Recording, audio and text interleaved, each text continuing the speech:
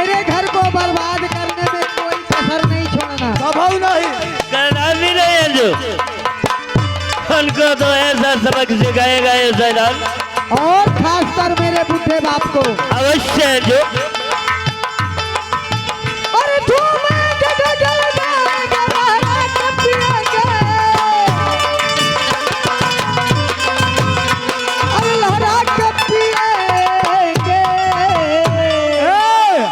अरे तू हम तो पिलावा तेरे घर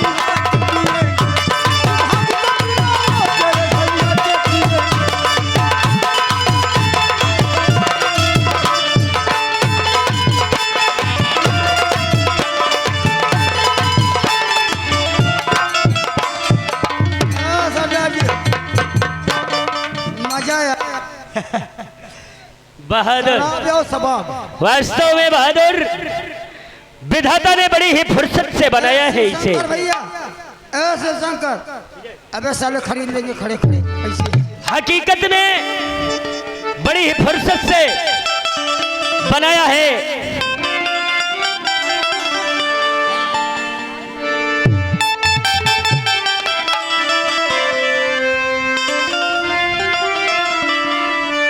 कुदरत ने सनम तुमको, वास्तव में विधाता बड़ी ही फुर्सत से आपको सजाया है और संवारा है। तो कुदरत ने सनम तुमको क्या शौक अदा दी है,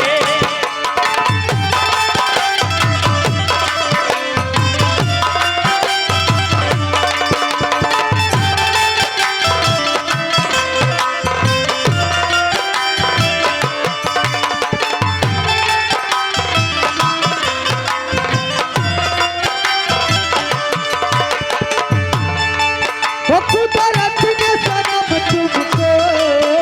क्या शौक अदा दी है, कुदरत ने सनम तुमको।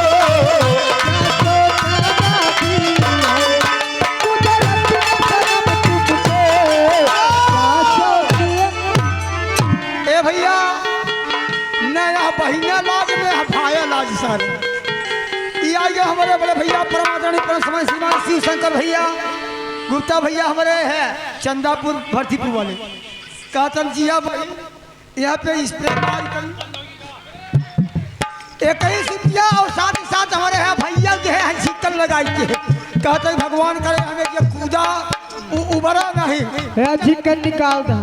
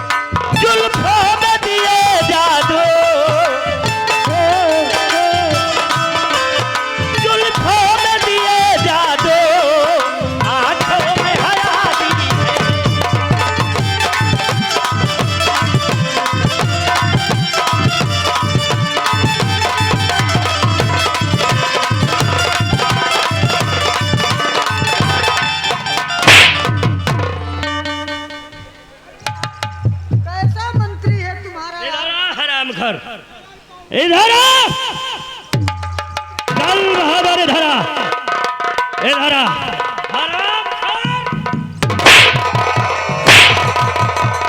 नालायक, यही तो मेरा भरोसे बंदे आदमी है। अरे तुझे इसी अंजू के सिवा इस दुनिया में कोई नहीं मिला, किसी से कह दिया होता तो ये शैतान तुम्हारी वो इच्छा भी पूरी करता। हरामखोर, ये हमें आपके दोस्त नहीं बने हमारे दोस्त बा। हम सोचन कि छेना वाले रसगुल्ला के सीरा है। रुका रहा बेटा है हमारे बड़ा तो मालिक जहन कहे छेना का रसगुल्ला का सीरा है।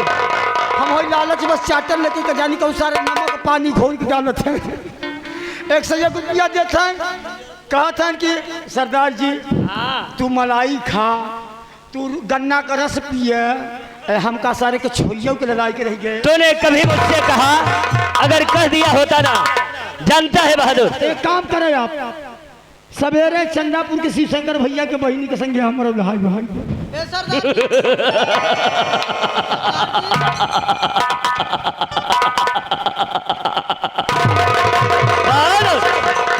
तूने कभी व्यक्त नहीं किया इस शैतान के सामने, लेकिन जानता है बहादुर, सरकार ऐसा है। अब मैं ये सोच रहा हूँ कि देखिए, जब से मेरी जाने मन आ जाती है तो मुझे तो ये पूरा मेरा अड्डा हरा भरा लगता है, लेकिन जिस समय जाने के लिए तैयार होती है तो मेरा मन व्याकुल सा होने लगता है। लागत है सर की, इसलिए अंजू, अगर इस बार जाना तो जाने के बाद अवश्य मेरे पास आना, क्योंकि ज्यादा दिन तक तुमसे दूर रहकर ये शैतान खुश नहीं रहता। ए मेरे राजा, अंजू, और जा रही हो तो जाना,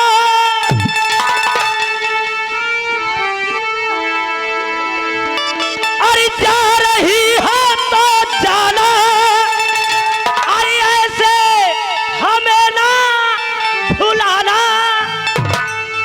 अरे हम तो तेरे आशिक पुराने हैं। अंजू, अरे जा रही हो तो जाना, ऐसे हमें ना भुलाना, अरे हम तो तेरे आशिक पुराने हैं। अरे हम दीवाने, हम दीवाने, हम दीवाने हैं तेरे।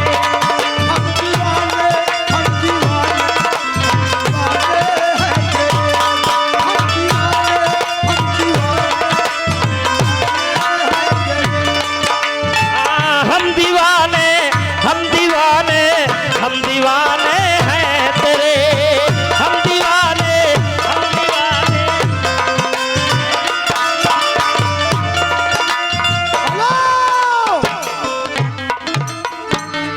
मर्ज सारे डकैत तोरी मैया का, ते सारे दीवाना है। हम जाने कौन वही 1 मिनट बरात मालिक है। ये आई गए हमारे बड़े भैया परम आदरणीय परम सम्मानित शिव शंकर भैया, सेठ जी, गुप्ता जी, सारे ऐसा चपकत जाना 5 रुपया का फेवी की कौन में डाल रहे हैं। 21 रुपया, और साथ ही साथ हमारे भैया है जूता नीचे गए भाई सरस्वती जी के पास होते 21 रुपया देते हैं। कहा था पवन सिंह के गीत सुनाई देते हैं, तबियत हरियर हो जात ना, ये बेचारे बिना पानी को झूला जाते देखत है, रगड़े सूरती है, फुर्ती नहीं आए उनकी। हम दीवाने, हम दीवाने, हम दीवाने हैं तेरे।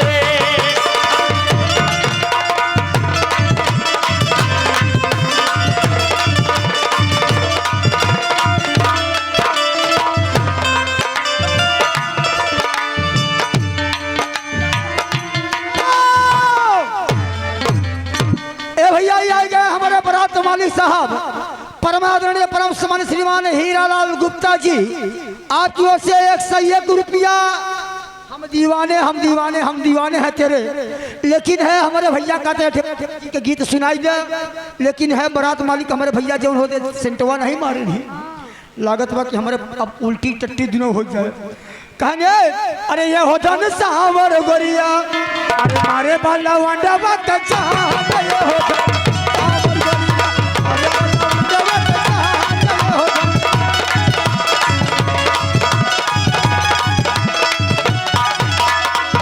कहावा का कहवा चमके, कहावा का धान, कहावा का ओखरी कि कहावा का ओखरी, मुसरवा हतारी ले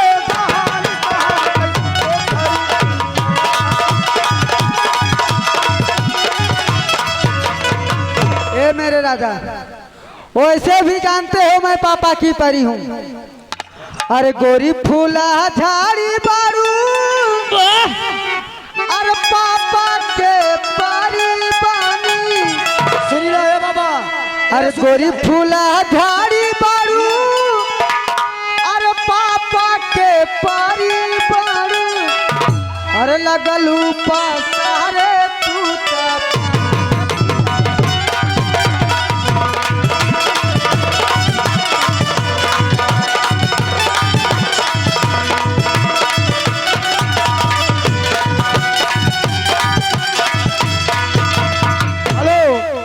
भैया बड़ी पत्नी बा हमार, ये हमारे शिव शंकर भैया है क्या? क्या हुआ बहादुर? पत्नी बात ये सर्वा समझी है यही से संग माने बराबर धी माने अधिकार समानता का अधिकार रखे वाला है हमारे शिव शंकर गुप्ता भैया। 21 रुपया देते हैं, कहते हैं कि ऐसा काम करे बहनी का हमारे पीछा छोड़े तू ससुर सुख ही रहे। बहादुर बहादुर कौनो बात नहीं बा, रिश्ता होता चाहे भैया समझियाने के ससुरारी के साथ कुकुर पियाना होते तो तू 75 निकवर यहाँ कौनो बात नहीं बा, चले इसमें कोई बात नहीं है। एक अरे बहादुर सरदार जी देखिए, हम लोग तो ये सोच रहे थे और तुम भी यही सोच रहे हो कि सरदार एक लड़की के चक्कर में इतने दीवाने हैं, लेकिन इसकी असलियत शायद नहीं जानते तुम बहादुर। ये बहुत बड़े सेठ की बेटी है। आज तो हम लोगों को बोल के गई है कि अगर हम लोगों का कार्य पूरा करोगे तो 30,000 रुपए इनाम दूंगा। बिना मारे पर गरिया है। लेकिन जानते हो बहादुर, सत्य बात है कि इसके पास इतनी दौलत है, इसके बाप के पास। लेकिन सरदार जी 30,000 रुपया वो दे लड़की वो कहाँ पाए? ओकर बाप मालिक ओकर बहन। हाँ, ठीक प्रश्न किया बहादुर। देख बहादुर, ऐसा है उसके परिवार में 3 प्राणी हैं, एक इसका बुढ़ा बाप, एक इसकी छोटी बहन और एक स्वयं। और तुम्हें तो मालूम है कि घर का भेदी लंका ढाले। कहने का मतलब ये है कि एक तो हमसे मिल ही चुकी है और उन दोनों को बर्बाद नहीं बहादुर, बल्कि दोनों को जिंदगी में ऐसा जहर घोलेगा ये शैतान कि दोनों समाप्त कर देगा दोनों को। फिर बचेगी ये, या तो हम लोगों को 30,000 देगी या तो शैतान की राइफल पर एक गोली इसके नाम पर भी लगी होगी। अब समझा ऐवान बहादुर, आपका बात है, अब समझा कि आप लड़की पे दीवाना नहीं है। कहे नहीं पी तो मूसा पी सबसे बड़ा बा पैसा पी, यानी पैसा मिले चाहे कि आगे पीछे कहे। अरे हमें तो सारी दुनिया में दिखाई, अरे देती दौलत है हमें तो सारी दुनिया में दिखाई देती दौलत है हमें।